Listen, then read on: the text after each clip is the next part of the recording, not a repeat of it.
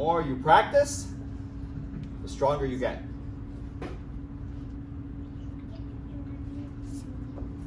I'm going to repeat a few things that I mentioned last month when we had testing. And this is about something called situational awareness. Say that. Situational awareness. Okay, do you know what that means? You know what that means? Situational awareness? Yeah. It's a little hard to explain, actually. Yeah. Invert the words. Awareness situational. Awareness of the Awareness of your situation. surroundings. Correct. Awareness of your surroundings. That's it. Situational awareness. Situational awareness is relevant in everything that we do. And situational awareness is something that you develop in your Kung Fu training. Did you know that? Yes, sir. That means being aware or awake of the current situation that surrounds you. Maybe in the room, maybe in a car, maybe at school, right? So lately, it is unfortunate that as children, you folks have had to deal with situational awareness at school because of all of the shootings. And I know that a lot of parents have come and signed up their kids because of the shootings.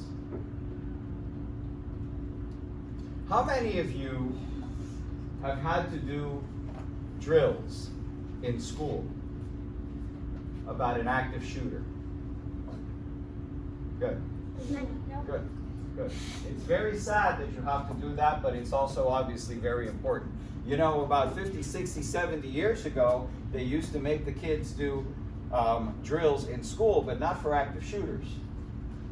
They were worried about bombs in between the countries, if we were going to get into a war with another big country, and so they would make the kids hide under their desks.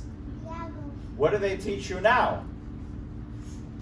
Well, my teacher does, she lines us up in the wall where there's windows like next to it so they can't see us, or we hide in the closets. We should get in a corner where there's no windows, and like there's always this one area that we have in my classroom, and it's full of drawers, so then nobody can see. So we go to the back of the classroom. Yeah. Where there's a bunch of shelves, so nobody could see us.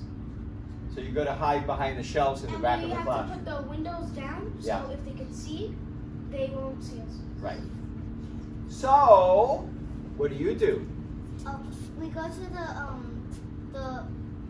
the left wall, and we sit in one row there, and we lock the doors, secure it.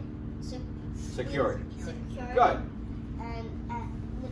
And we stay and be quiet.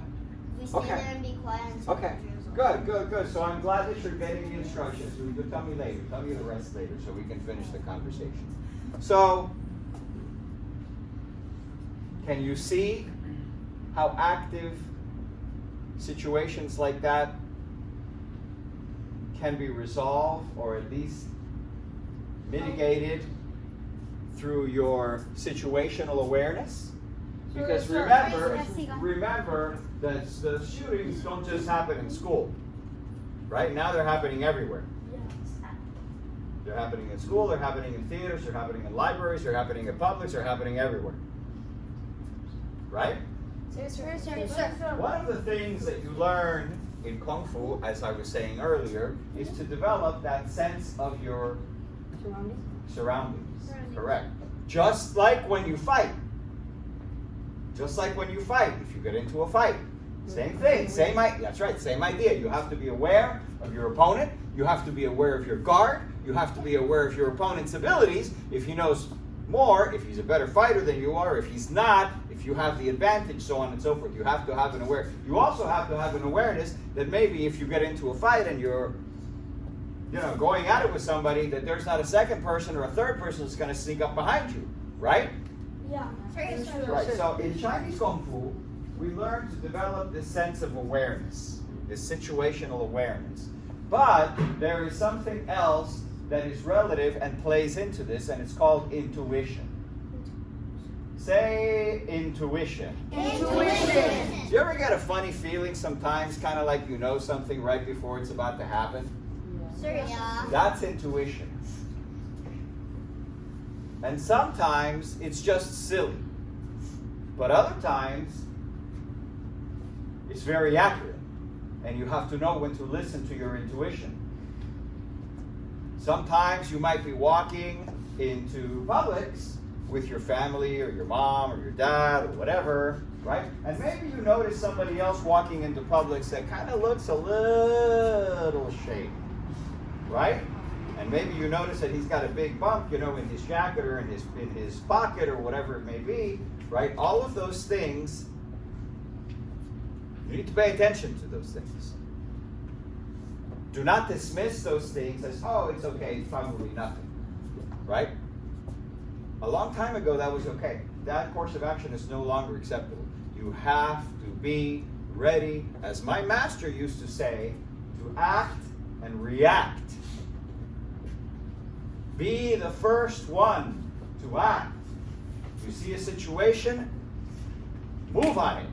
Whether it means hide, whether it means grab a weapon, whether it means run, whether it means run to your parents and tell them what you saw, act on it right away. Don't wait.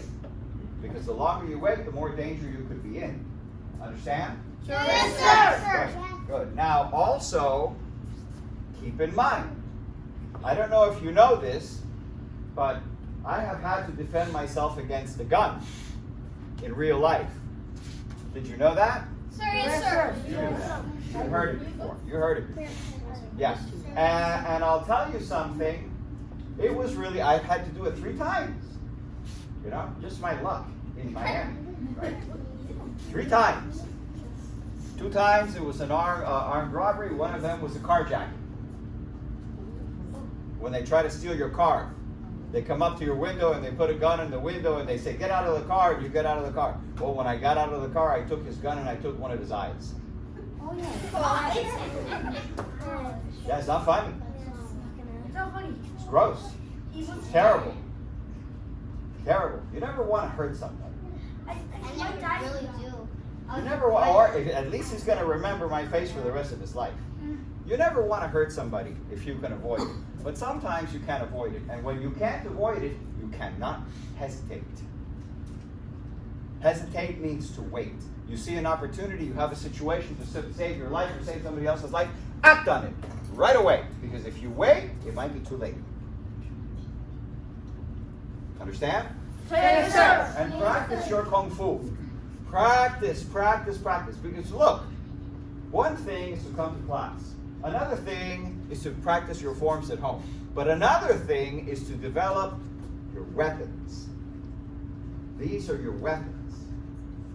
Okay, your elbow is your weapon. Your knee is your weapon. Your foot is your weapon. These are weapons. Okay? A pen can be a weapon. A book can be a weapon. Anything can be a weapon. But your natural weapons on your body are the most effective. I have one of my students that is practicing. He's a black belt. And he very much enjoys practicing the eagle's claw. And he uses that machine that we have back there, if you can see it. It's a claw machine with weights on it because he's trying to develop an iron grip. Now, why would he want an iron grip? So if you like, let's say that you're falling, and then you see something to grab, and you don't know how to grab something hard, you're gonna fall.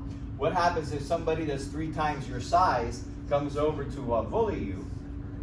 How can grab you? him and push him out of it. If you have an iron grip, you can grab him in the throat, and the fight's over. You can grab him in certain points in the body that we know of that are very, very, very sensitive and make him go into shock. Also, you can develop an iron fist or an iron palm, like we do where we break the bricks, right? You develop those weapons like that, and that's going to save your life. That's going to save somebody else's life. And it's going to neutralize the situation if you actually have to face some kind of danger. Now, keep in mind, an active shooter situation is very, very different, right? You don't approach an active shooter. But you have to be aware of the situation. Because, for example, let's say something happens, some guy is an active shooter, he walks in the door, he's got the gun, but you happen to be around the corner of the door and he doesn't see you. Is that your advantage? Sir, yes, sir. It is your advantage because now maybe you can get him before he gets anybody else. But you have to be very effective. If your weapons are weak, you will not be able to survive. Understand? Sir, yes, So practice your forms. Hit the bag. Spar with your classmates. Practice at home, in your backyard. Practice, practice, practice. It will lead to success.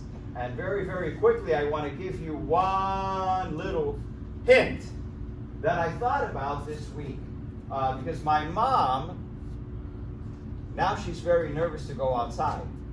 And she doesn't want to go anywhere. And she doesn't want to go to Publix to go grocery shopping. And she doesn't want to do anything because she's so scared. You know what I told her? I told my sister too. You know what I told them? Go at night.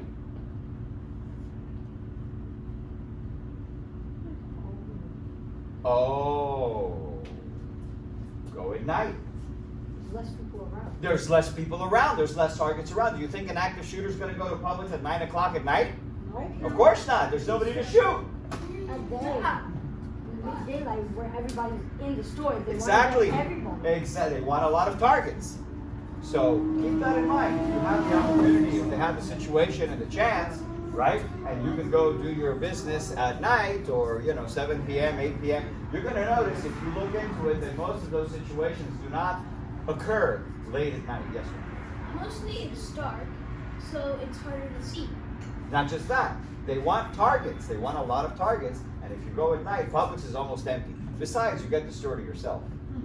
I like that part myself too. Okay, keep up the good work. Practice, practice, practice hard as you can.